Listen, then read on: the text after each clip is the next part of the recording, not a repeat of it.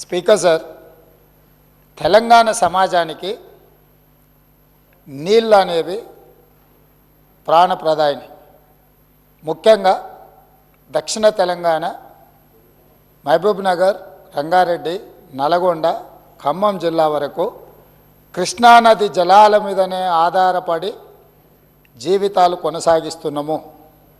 మహబూబ్నగర్ జిల్లా 10 లక్షల మందికి పైగా వలసలు పోయి తట్ట పని, పార పని, మట్టి పని, బొగ్గుబాయి, ముంబై లాంటి వలసలు పోవడానికి కారణము 2009లో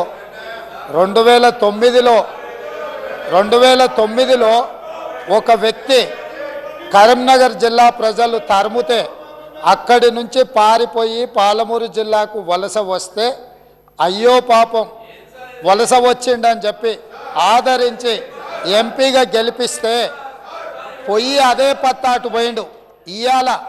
ఇవాళ అలాంటి జిల్లాకు సంబంధించి కృష్ణానది జలాల మీద చర్చ జరుగుతున్నప్పుడు ఆ మహానుభావుడు ఇక్కడికి రాకుండా ఫామ్ హౌస్లో దాచుకొని ఈరోజు తెలంగాణ సమాజాన్ని అవమానిస్తున్నాడు.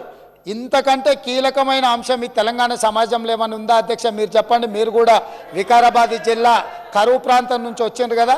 ఇంత కీలకమైన చర్చ జరుగుతున్నప్పుడు తెలంగాణ సమాజానికి వాస్తవాలు చెప్పాల్సిన, వినిపించాల్సిన అవసరం వచ్చినప్పుడు ఈ సభ మొత్తం మా సాగునీటి పారుదల శాఖ మంత్రి గారు ప్రాజెక్టులను కేంద్ర ప్రభుత్వానికి ఒప్పజెప్పేదే లేదు, కృష్ణానది జలాలలో పరివాహక ప్రాంతం ప్రకారం 68% వాటా నీళ్లు తెలంగాణకి ఇవ్వాలని ఒక ప్రత్యేక రెజల్యూషన్ మూవ్ చేసినప్పుడు హుందాగా ప్రధాన ప్రతిపక్ష నాయకుడు వచ్చి ఇక్కడ కూర్చొని ఈ తీర్మానానికి మద్దతు పలికి తెలంగాణ సమాజమంతా తెలంగాణ హక్కుల మీద, తెలంగాణ నీళ్ల మీద ఒకే మాట మీద నిలబడ్డమని ఆంధ్రప్రదేశ్ నుంచి కేంద్ర ప్రభుత్వం వరకు ఒక సందేశాన్ని పంపాల్సిన సందర్భంలో సభకు రాకుండా ఫామ్ హౌస్లో దాచుకొని ప్రజలని తప్పుదోవ పట్టించడానికి వారిని పంపించి వారు పచ్చి అబద్ధాలు మాట్లాడుతున్నారు.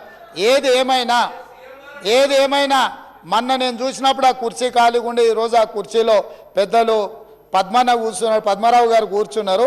వారికి ఆ బాధ్యత ఇస్తానన్న వారన్నా నెరవేరుస్తారు. దయచేసి ప్రతిపక్ష నాయకుడిగా పద్మారావు గారు నిజమైన తెలంగాణ ఉద్యమకారుడు, తెలంగాణ కోసం కొట్లాడేటోడు. వారిలాంటి వాళ్ళని పెడితే తెలంగాణ సమాజానికి మేలవుతుంది. నేను ఒకటే చెప్పదలుచుకున్నా, ఈరోజు ఉత్తమ్ కుమార్ రెడ్డి గారు సభలో ప్రవేశపెట్టిన ఈ ప్రాజెక్టులను అప్పజెప్పేది లేదు అనేది మొదటి అంశము. పరివాహక ప్రాంతం ప్రకారం 68% నీళ్లు అంటే 551 టీఎంసీల నీళ్లు తెలంగాణకు రావాలి అని వారు తీర్మానం ప్రవేశపెట్టినరు. దానికి అనుకూలమా వ్యతిరేకమా మొదట ఆ విషయంలో స్పష్టత ఇచ్చిన తర్వాత మిగతా ఏ విషయాలైనా మాట్లాడమనుండ్రి. అంతే తప్ప ఇవాళ వాళ్ళ మాటల వల్ల, వాళ్ళ చర్యల వల్ల శత్రువులకు బలం చేకూరుతుంది. దొంగలకు సద్దిమూటం మోసే విధానం మంచిది కాదు.